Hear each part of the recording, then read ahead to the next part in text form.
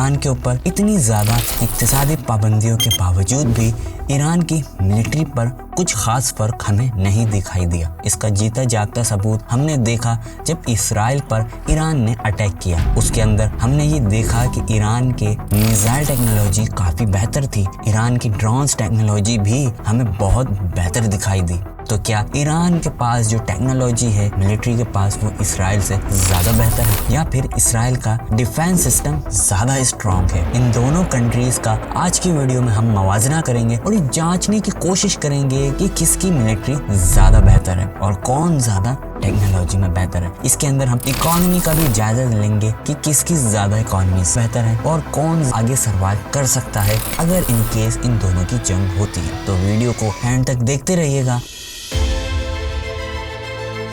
सबसे पहले और सबसे अहम बात फौजी बजट के बारे में है। इसराइल आमतौर पर अपने जीडीपी का एक अहम हिस्सा दिफा के लिए मुख्तसस करता है, जिसमें दुनिया में सबसे ज़्यादा फीसद दिफाई अखराजात होते हैं। दूसरी तरफ अगर मैं ईरान की बात करूं तो ईरान इक्तिसादी चैलेंजों की वजह से और बैनुल अक़वामी पाबंदियों का मजमूई फौजी बजट इसराइल के मुकाबले में कम है, यानी कि इसराइली फौजी बजट ज़्यादा है बामुकाबला ईरान के, क्योंकि ईरान पर कुछ पाबंदियां हैं जिसकी वजह से ईरान पे रुकावटें हैं। फिर उसके बाद आती है फ़िज़ाई क़ुव्वत। फ़िज़ाई क़ुव्वत में आगे बढ़ते हुए इसराइल ने जदीद और टेक्निकली तौर पर तरक्की याफ्ता बहरी बेड़े स्टेलथ लड़ाका तैयारे F-35 पर फख्र किया है। इसराइली फ़िज़ाइया जदीद तरीन तैयारों से लेस है, जिसमें इसके बरअक्स ईरान की फ़िज़ाइया इंसार करती है पुराने तैयारों की आमेज़िश पर। और अगरचे इन्होंने मकामी तैयारों को तैयार तो किया है और इस पर पेशरफ्त भी की है, लेकिन इन्हें जदीद नहीं कहा जा सकता।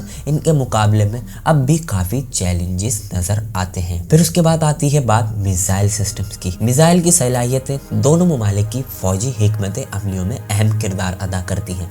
इसराइल के पास जदीद तरीन मिसाइल डिफेंस सिस्टम है, जिसकी एक काबिल ज़िक्र मिसाइल आयरन डूम है। ये कम फासले तक मार करने वाली मिसाइलों के खिलाफ मजबूत दिफा फराहम करता है। दूसरी तरफ ईरान ने मुख्तलिफ किस्म के बैलिस्टिक मिसाइलों की तैयारी में बहुत ज़्यादा सरमायाकारी की है, जो कि फौजी हिकमत अमली के लिए एक अहम नुक्ता नज़र आता है। बहरी ताकत यानी कि नेवी की अगर मैं बात करूँ तो बहरिया सलाहियतों की हमारी तवज्जो माजूल करते हुए इसराइल के पास टेक्निकली तौर पर जदीद और अच्छी तरह से लेस बहरिया है, जिसमें स्ट्रेटेजिक सलाहियतों वाली आबदोज़ी भी शामिल है। ईरान के पास काफ़ी बहरी कुव्वत होने के बावजूद इक्तिसादी रुकावटों की वजह से अपने बहरी बेड़े को बरकरार रखने और जदीद बनाने में चैलेंजेस नजर आते हैं। साइबर जंग यानी कि साइबर वॉरफेयर। साइबर जंग के दायरे में ईरान और इसराइल दोनों ने नुमाया सलाहियतों का मुजाहरा किया है। इसराइल अपने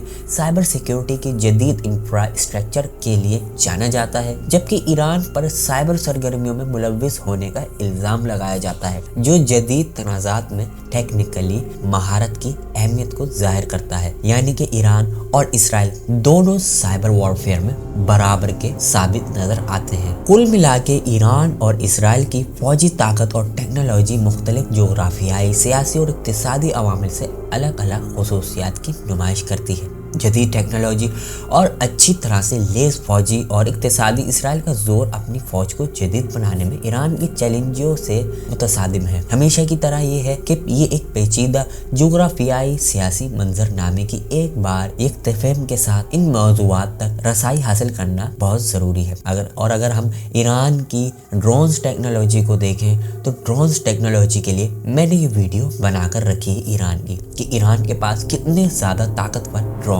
मौजूद हैं जो कि इसराइल को किस तरह तबाह कर सकते हैं। आप मेरी ये वीडियो आई बटन पर क्लिक करके देख सकते हैं, जिसमें मैंने ड्रोन्स का तफसील से जिक्र किया है ईरान का। और आखिरी बात ये है कि अगर ये वीडियो अच्छी लगी है तो इसको लाइक कीजिए। अगली वीडियो आप कौन सी देखना चाहते हैं ज़रूर कमेंट्स में बताइए। मैं मिलूंगा फिर एक नई इंटरेस्टिंग वीडियो के साथ। अपना ख्याल रखिएगा एंड गुड बाय।